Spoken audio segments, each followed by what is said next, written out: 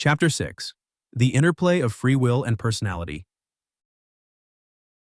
The existence of free will and its relationship to personality formation is one of the most enduring and contentious topics across philosophy, psychology, and neuroscience. This chapter explores the intricate relationship between free will and personality, drawing on recent scientific discoveries and philosophical discussions. To begin, we examine studies that demonstrate how belief in free will influences self-perception and behavior. Research led by Elizabeth Cito at Texas A&M University demonstrates a significant link between belief in free will and self-awareness. Their findings indicate that reduced confidence in free will diminishes an individual's sense of control over their actions and heightens self-doubt. This study, published in the journal Social Psychological and Personality Science, highlights the critical role of free will in shaping and maintaining personality. Earlier studies have also shown that doubting the existence of free will can lead to negative behaviors, including deception, aggression, and ingratitude. Experts further suggest that such doubt affects self-perception, potentially leading to anxiety, depression, and life dissatisfaction. Conversely, confidence in free will enhances self-esteem and a sense of personal significance. To explore why even minor doubts or ideological denials of free will lead to such effects, we must examine this issue from a neurophysiological perspective. First, let us define personality in psychology, as it is the primary object of study in this field. Personality is defined as a collection of habits, preferences, mental attitudes, sociocultural experiences, and acquired knowledge. It is a set of psychophysical characteristics that shape an individual's everyday behavior and their connection with society and the environment. Personality also manifests through various behavioral masks tailored to different situations and social interactions. However, personality is not merely a collection of information and psychophysical reactions. The psycho-emotional complex aligns us with most animals, differing primarily in its manifestations. For instance, we do not wag our tails when happy, we smile. Information by itself holds no inherent meaning, either when it remains unused or when its application becomes impossible for some reason, as we will explore later using the example of frontal lobe damage. Activity implies an individual's capacity to perform certain actions, and decisions to act are often volitional, though not always fully conscious. For example, innate protective reflexes or spasms during unconsciousness are such examples. To understand where volition begins, we must examine how the brain processes incoming information through a complex, distributed network of neurons engaged in multi-level parallel processing. This process includes several stages. First, perception. Sensory organs, sight, hearing, touch, etc., detect external stimuli, converting them into electrical signals that are transmitted to the brain. Second, processing in primary areas. Information is directed to specialized brain regions such as the primary visual cortex, V1, for vision, or the primary auditory cortex for hearing. This processing begins at the level of sensory receptors and ganglia before the information even reaches the cortex. Third, integration. Various brain regions interact to combine information into a holistic perception. This includes matching external sensory data with internal memory, derived from prior experience, and primary impulses that reflect the organism's fundamental needs. For example, when you see an apple, the brain identifies it based on previous experiences and connections. It analyzes its structure, density, temperature, aroma, potential flavor profile, and other characteristics. This information is then compared with past associations, such as how the apple satisfied nutritional needs or cravings. Similarly, when the body signals a need for specific nutrients or components, the brain begins unpacking the cause and effect relationships to address this requirement. The amygdala, in conjunction with other brain structures, assigns emotional weight to these perceptions. This rapid signaling of need reflects the body's recognition of a deficit, such as energy or specific nutrients. However, this signal alone does not constitute a fully formed desire for food. It lacks the integration of additional data, such as sensory input and associative memory, which link the abstract need to the process of eating or to a specific object. Only after these additional factors are processed, balancing competing priorities and contextual considerations, does a decision emerge. Fourth, transmission to higher areas. Information enters higher brain regions, such as the prefrontal cortex, where data from sensory and associative areas is integrated and analyzed. The prefrontal cortex, working alongside other frontal lobe areas, governs higher cognitive functions, including planning, evaluating options, and decision-making. Fifth, regulation and goal activation. Based on the conclusions of this analysis, information undergoes final processing in the frontal lobes, where the brain forms decisions through goal setting or immediate reactions, verbal or motor. At this stage, the brain performs complex actions, implementing decisions, analyzing their outcomes, and incorporating the results into memory or reflex systems. This ensures that insights and experiences are consolidated into beliefs or volitional principles. The conscious experience of desire and decision-making arises from the coordinated activity of structures such as the prefrontal cortex, basal ganglia, amygdala, and others. Thus, information undergoes a sophisticated path of processing and integration, forming the foundation for our actions and decisions. While some processes occur consciously, others are automated for efficiency, shaped by the dynamic interaction of prior experiences, contextual data, and internal impulses. At the same time, as previously established, interactions between neural networks occur through chemical signals derived from the same physical reality comprising chemical components, which themselves consist of atoms. However, as the system becomes more complex, the constituent elements serve as a medium rather than a determinant. With increased complexity, the influence of primary components becomes less direct, and the more intricate the system, the less dominant the role of its basic structures. Conflicts that emerge within complex systems give rise to another supercomplex autonomous system. In our case, consciousness, complete with a will mechanism. Attempts to equate consciousness with the most complex systems in observable reality are fundamentally flawed. Even if we assume that the universe is more complex due to consciousness emerging as one of its derivative components, and because we are in turn part of this physical matter, this assumption falters when confronted with a unique distinction. We possess the capacity to conceive of the universe, whereas the universe cannot conceive of us. Rather, this analogy underscores the minimal influence we, as a material component of the universe, have on the larger system. Just as molecular processes within the brain do not, in isolation, dictate the phenomenon of consciousness. Personality as a definition of uniqueness. What makes a personality truly unique rather than reducing it to one of the 4 main temperaments or the 24 intermediate emotional types identified in Pavlov's classifications is the individual's system of internal beliefs, guiding principles, and personal goals combined with their ability to exercise self-control. It also encompasses the stable habits, distinctive abilities, and behavioral reflexes that are cultivated on this foundation. We differentiate personalities by the depth and strength of the traits they can govern, measured in essence by their distance from primal instincts and automatic reflexes such as fear, the instinct for self-preservation, aggression, appetite, or laziness, driven by the need to conserve energy. For the activation of such instinctive responses, a functioning nervous system and appropriate sensory receptors suffice. A consciousness as complex as ours is not required. Voluntary actions, however, are fundamentally different. They demand the active engagement of consciousness, goal setting, advanced planning, careful execution, and analysis of both circumstances and potential consequences. Such actions rely on willpower, a trait defined by the readiness of an individual's inner resources, moral, intellectual, and physical, to engage in purposeful activity.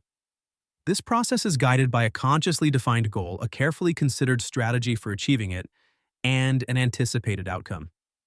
If you reflect on what makes you value a person, you will notice that everything you list in your mind when thinking about specific individuals revolves around what they have achieved, what they have overcome, how they have shaped themselves, their goals, principles, attitude towards others and the world around them, and fundamentally their worldview. However, it cannot be said that a person ceases to be a personality if their memory is entirely erased. More precisely, what we define as personality is the essence of the human type, encompassing both the potential for future personal qualities and evidence of previously demonstrated potential. In essence, personality is a descriptive term for the qualities inherent to our species that go beyond basic functions and instincts.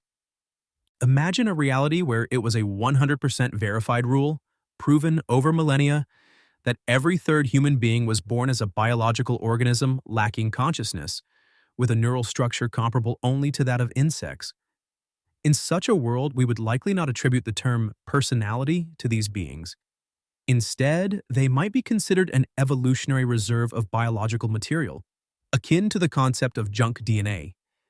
But what if a person merely lost their memory? Of course, it is challenging to conceive of someone losing their memory entirely, as reflexive and muscle memory, which stores highly regularized processes such as holding a spoon or articulating meaningful sounds would remain intact. Yet, even at the level where someone entirely loses a sense of their own identity, we encounter a critical condition. Now imagine a scenario where someone you know has completely lost all personal qualities developed through decision-making, those aspects where the person at least understood why they acted in a certain way. In such a case, the individual standing before you might look familiar and respond to their usual name, but would no longer be the person you once knew. Even with the erasure of personal memory, self-awareness would persist, allowing the individual to develop the traits of a new personality. But what if we somehow restricted their capacity for self-awareness, depriving them of autonomy, freedom of action, and even, to some extent, control over their thoughts and reactions? Even if we were to reveal this limitation in a moment of confessional honesty, it is likely they would not care, as they would lack the capacity for a voluntary reaction. Such a state of self-awareness would lose its meaning, for this individual would have virtually no control over their actions, functioning solely according to a preset program, much like a computer. Most would hesitate to describe such a being as possessing personality in any meaningful sense. Now consider another scenario. What if we merely convince someone that they are such a being? In this case, they would not lose their personality traits, but their behavior would likely change significantly. To avoid a collapse of their personal manifestations under the weight of such a bizarre process of depersonalization, they would be forced to reassign meaning and purpose to their former self. This process would likely occur intuitively, as their sense of self-awareness remains intact. However, this would only hold true if the individual's personality were already well-developed, resilient, and free from the burden of psychological stress, ideally untouched by such pressures in the past and safeguarded against them in the future. This scenario bears a resemblance to recruitment tactics, where you control what a person values while leaving them with the illusion of being able to utilize those values freely. In one case, the individual may align themselves with external directions, while in another, they follow internal ones. The less developed or more weakened a personality is, whether due to lack of formation or external pressures, the more rudimentary the instructions for this recruitment become. Without delving into the consequences, advocates of denying the concept of a free personality, or will, seek to preserve their sense of uniqueness through the supremacy of their ideas, often at the expense of dismantling the identities of others. Having elevated their own personalities to the level of abstract thought, they undermine the developing identities of those who have yet to reach such cognitive maturity, and may never do so. If this ideology were to infiltrate education as uncontested scientific truth, it could have profound consequences. The notion that we do not belong to ourselves and lack control over what we desire carries no practical value beyond serving as a platform for the self-promotion of its advocates. Proponents of this trendy ideology assert, you'll simply come to terms with this harsh truth and become free and honest with yourself. Yet, even without such ideas, raising children in today's world is already a formidable challenge. Take, for example, my son. At 7 years old, he began outright refusing schoolwork and extracurricular activities we had introduced, piano lessons, French studies, and chess, declaring that no one had the right to compel him to do anything.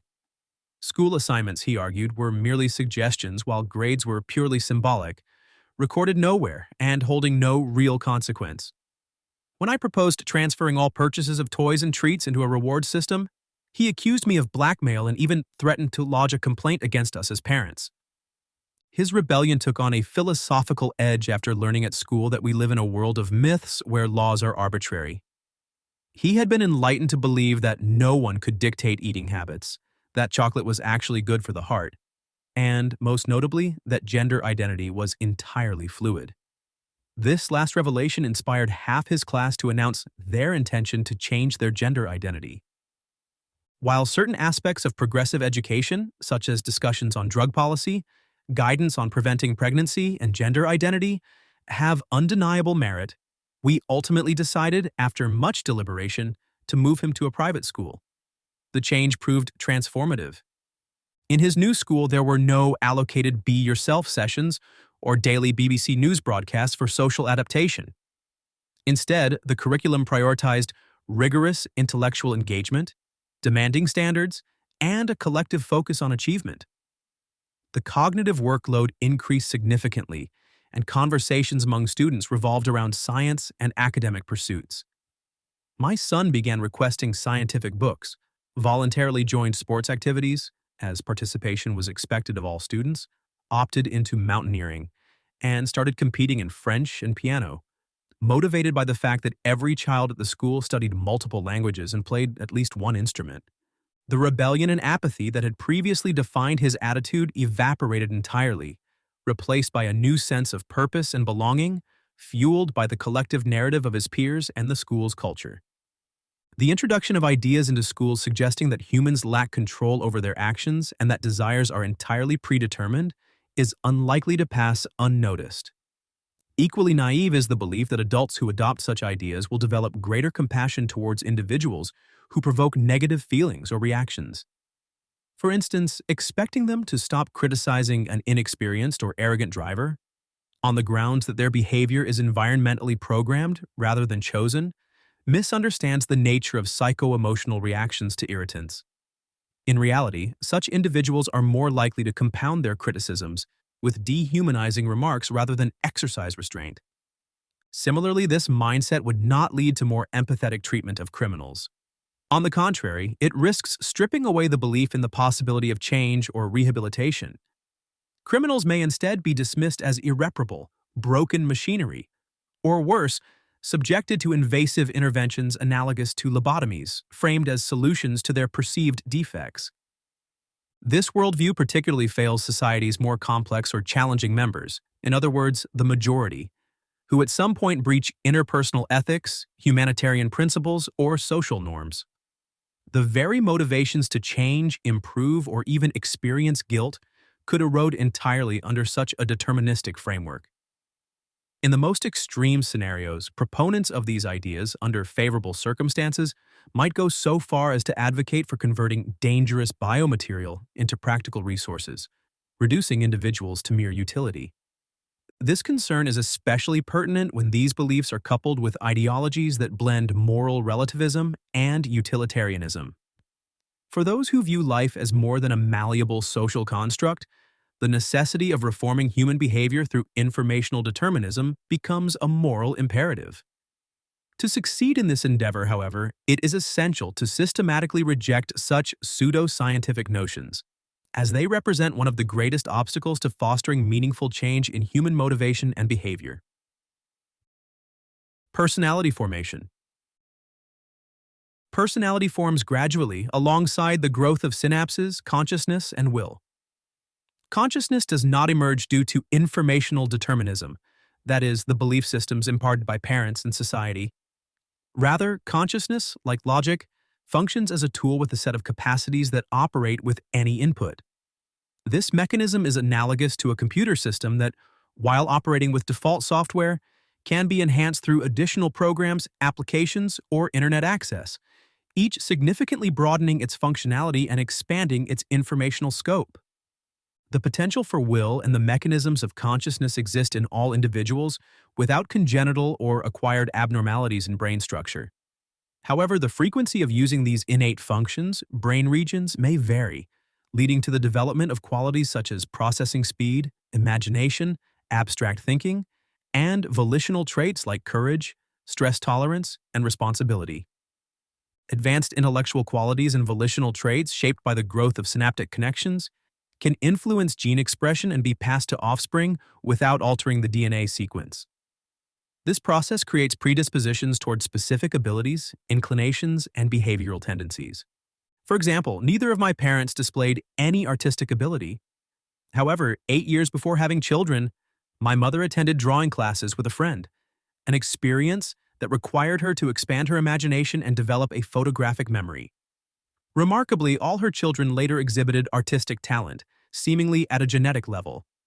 Among them, one pursued this ability further, becoming a skilled portraitist. This principle similarly applies to tendencies toward various forms of addiction, giving rise to a specialized scientific field in genetics, epigenetics.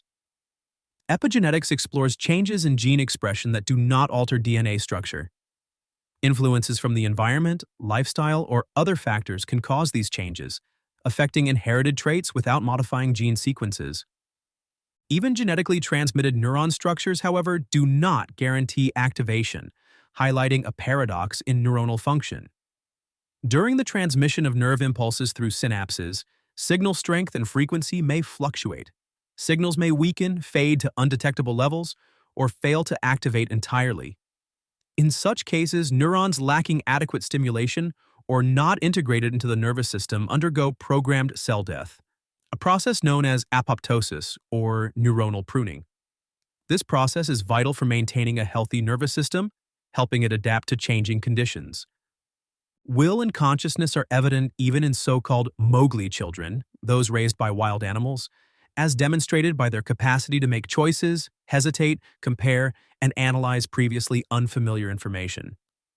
While consciousness in such children operates at a primitive level, volitional traits may be more developed due to their harsh living conditions, which demand resilience. In contrast, children whose needs are continually met and who face few challenges may experience a stunted development of personal qualities. Addiction weakens the will, paralleling the decline of consciousness.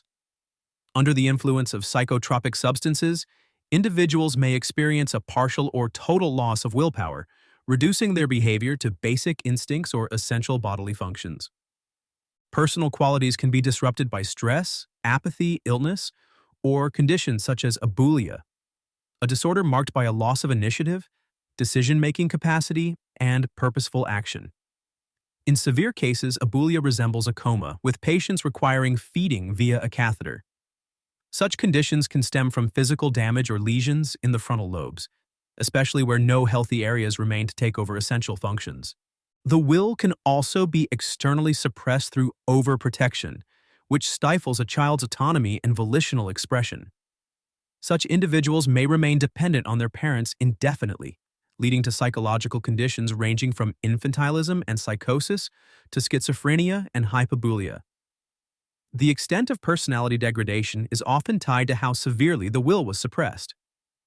A poignant example of the relationship between will and personality can be seen in World War II concentration camps, where prisoners were subjected to meaningless tasks, such as endlessly moving piles of rubbish. These repetitive and purposeless actions stripped individuals of their sense of purpose, leading to profound behavioral and cognitive deterioration. Many lost the will to live, with some hurling themselves at electrified fences while others lost their sanity altogether. Limiting or removing the volitional component leads to the breakdown of personality and the deactivation of consciousness. Hypothetical divine intervention. In the context of physical reality, performing a lobotomy on the will would inevitably compromise the full functioning of consciousness and personality. But what if an omnipotent being could remove the capacity for negative, harmful, or fatal choices from the function of will, leaving its core mechanism intact? Such a notion might seem conceivable under the premise of omnipotence, but it belongs only in the realm of verbal or conceptual oxymorons, akin to wet dryness, bright darkness, or meaningless meaning. In practice, if God were to enact this, free will would cease to be truly free and would lose its very definition of perfection. This would undermine the principle of likeness to a perfect God, where attributes such as meaningfulness, unlimited potential, and absolute freedom of choice are essential components of any concept of perfection. What follows is a domino effect, the erosion of sincerity, kindness, love, rationality, and everything we define as good. This concept is explored further in the chapter The Dilemma of Natural Evil. It might seem more humane for God to create limited beings intentionally avoiding the widespread suffering he foresaw. He could have designed them so that only he knew of their imperfections and lack of freedom. Yet, the price for such a reality would be either deception or the removal of critical functions, curiosity, analytical abilities, or even the capacity to process incoming information. True, this would eliminate suffering, but at what cost? Imagine if we, as parents, were given the power to decide which functions to remove from our children to ensure their obedience. Would we choose to strip them of independence, meaningful actions, and the occasional falsehoods that accompany such free will, all for the sake of their happiness or perhaps our own? Would we be content with a wooden Pinocchio who mirrors us in form but never suffers, always smiling, never blinking, and forever by our side? Something tells us that many would ultimately choose the path where the puppet becomes as alive as the parents themselves, just as in the tale of Pinocchio. A being capable of making conscious decisions, choosing honesty and goodness, understanding good and evil, and genuinely desiring what is good, would grow to resemble its creators more closely. Undoubtedly, such Pinocchios will have to carve their way through many challenges along this path, but even so, all will experience the benefit of autonomous thought and self-awareness. If you were in the role of a cosmic Geppetto creating countless puppets and deciding whether to breathe autonomous self-awareness into them, knowing that most would prefer not to emulate you and would naturally succumb to wood beetles and dampness, a hypothetical environment where beings could feel entirely free, unburdened even by the awareness of the carpenter's very existence itself, would you still grant them the experience of being like you? Would you give them this chance despite the wretched environment and sad consequences, hoping that some might intuitively seek the laws of life, objective good, and ultimately find infinite happiness? Let us consider a more realistic scenario. We, as parents, decide not to have children, knowing that they will inevitably face burdensome old age, followed by a painful death, from oxygen deprivation in the brain during cardiac arrest, akin to the sensation of drowning. Such a decision might seem noble and logical. We could take solace in knowing they would never endure the disappointments, failures, and physical pain that life entails. They would also contribute nothing to environmental degradation, as one human equals one not-so-eco-friendly car. But would we be happier? Would we not be haunted by a sense of inadequacy and unrealized potential? Of failing to multiply those who might experience the joy of self-awareness after us, and of shirking the simple responsibility to preserve our unique species? Even contemplating such a decision would strip us of the perception of goodness already at the decision-making stage.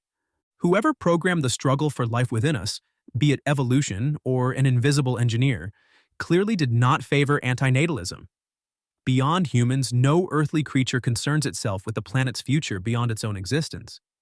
Yet we strive not only to preserve the environment for future generations, but also to ensure that life and its inherent beauty endure. We are fundamentally hardwired to see life itself as an intrinsic good. But why couldn't God configure human consciousness to accept conditions as given while retaining personality, as millions of office workers and factory employees do? The key distinction lies in awareness and choice. In this analogy, no one loses awareness of the possibility of breaking the rules. They simply choose not to or fear the consequences. When fear dominates, we call this routine, a state that generates a spectrum of negative feelings: dependence, dissatisfaction, limitation, fear, and even hatred. Yet no one in such a state loses awareness of their potential. They remain internally free, living within an artificial reality that helps them abstract from suffering. If a person were stripped of this awareness and understanding by cutting options and restricting thought, their self-awareness would also vanish. This would trigger a cascade of further limitations. They would no longer know what they want or do not want, lacking alternatives and the ability to understand why they desire what they did not choose. This differs significantly from the experience of a philosopher-determinist. While they acknowledge that everything is predetermined, they still perceive alternative paths, retain the potential for experimentation, and maneuver within constraints. The philosopher-determinist lives in a world of contrasts, understanding the reasons behind their desires and their role in the process. Most importantly, they possess metacognition, the ability to reflect on their own thoughts and consciously alter them according to chosen principles. The only way out of this divine surgery would be to remove even the concept of desire. But this would reduce consciousness to a level below animal instincts, to something resembling a plant. If everything God created illustrates the progression of life from non-existence to perfection, expressed through self-awareness, meaningfully choosing good and being, it would be paradoxical to curtail the potential for the greatest good. If, in such a hypothetical world, you suddenly gained self-awareness, you might conclude that God is limited, selfish, or irrational. The unwillingness to share or multiply the experience of goodness, even without dependence on this act, would contradict the very definition of good as we understand it. For me, as a skeptic striving to derive the maximum possible good and perfection, this is a central consideration. In response to the common theistic argument that the human mind cannot comprehend God, it is worth noting that this limitation can only apply to infinite content, not to the concept itself. Otherwise, we could not even articulate ideas such as infinity, the absence of limits, goodness, the desire to share goodness, or the concept of God, a personal prime source. Conclusion. 1. Free will. Free will arises from the coordinated functioning of the prefrontal cortex and frontal lobes, driven by a genetic program for cognitive and empathic abilities. When the frontal lobes are entirely damaged or removed, the capacity for meaningful, deliberate activity is lost. 2. Personality. Personality is best understood as the inherent human potential, whether rooted in past expressions or future possibilities, for meaningful volitional action. It encapsulates the capacity to act with purpose and autonomy. 3. Personality development. Personality evolves alongside default brain functions, serving as a tool that allows an individual to engage with both empirical and abstract information, thereby cultivating unique personal traits and characteristics. 4th, impact of information on personality. Empirical and abstract information can partially deconstruct aspects of personality, but cannot entirely eliminate it. Even with extensive physical damage to the brain regions responsible for decision-making, including overlapping or redundant areas, self-awareness often persists. Complete degradation of personality can only occur with the loss of the awareness of reality and self as an autonomous being. 5. Suppression of personality.